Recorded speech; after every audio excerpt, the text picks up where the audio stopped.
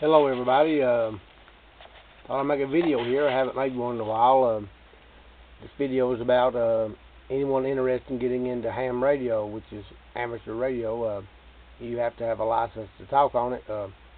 Ham radio is 3 levels of license. The first is technician. Pass the test, you get your technician license, you'll get a certificate with your call sign. And once you're able to talk with your license, every 10 minutes, or at least every 10 minutes, you've got to give your call sign out. Mine happens to be KM4ZMZ. Everyone has their own call sign. Years ago, I talked to an old CB, Citizens Band, 40 channel. Everybody knows what they are. No one uses those anymore, hardly ever. There are a few people still on them, but ham radio is different. People are a lot nicer to you. They don't cuss you, and kind and polite, and very helpful if you need help with something, how to work your radio or whatever problems you're having with it. But next level would be your general, which you can talk on more frequencies, and then have the third level, which is extra, which is a lot has to do with, well, I'm not sure what it has to do with, maybe working on radios, more in-depth detail about radios and repairing them, and building your own station and such as that. But with a technician license, you can operate and work on your own radios and what have you. And like for me, I had to install a end on my cable. This is where it screws onto the radio, and I crimped this onto my coax cable going to my antenna. But anyway, that's just a little repair I made. But to get your license, you'll need to pass a test. The test consists of 35 questions. You need to get at least 26 right. I missed 2 questions. By studying this book, you can go to ARRL website and get this book.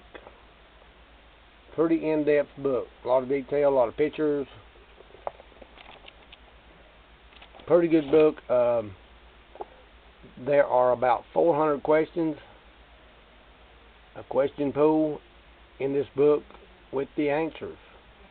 For the test, they'll pull out of those 400, they'll pull 26 questions, and you must 35 questions. I'm sorry, they'll have to take 35 questions out of those 400, and if you get 26 right, you get your license. So I memorized all 400 questions and the answers, highlighted them with the highlighter, the question and the right answer. Just read it like a book all the way through several times. Studied the book about a month, passed it, got my license. Like I say, I missed 2 questions. When you get your license, you hang it on the wall or keep it. They'll give you a billfold size to carry.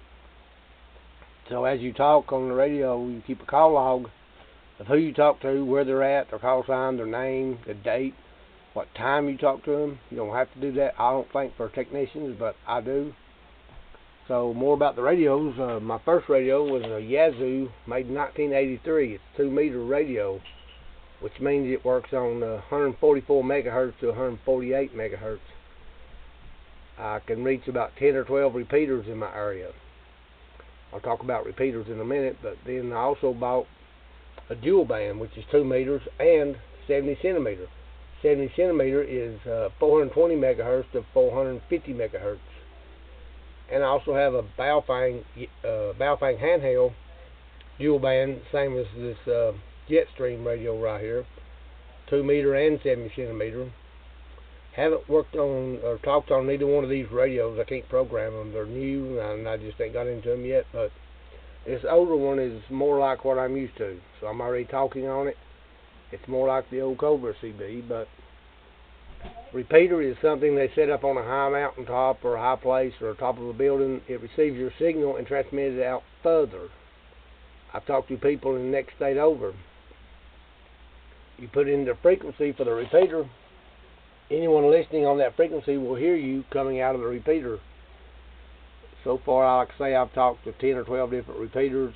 Talked to anywhere from 10 to 15 people a day. It's a pretty interesting hobby. I like it. I wish that I got into it sooner. Anyone wishing to get into ham radio, your first step would be your technician license. Again, just this book is all you need to pass the test. It has questions and answers, and the test costs $15. So thanks for watching.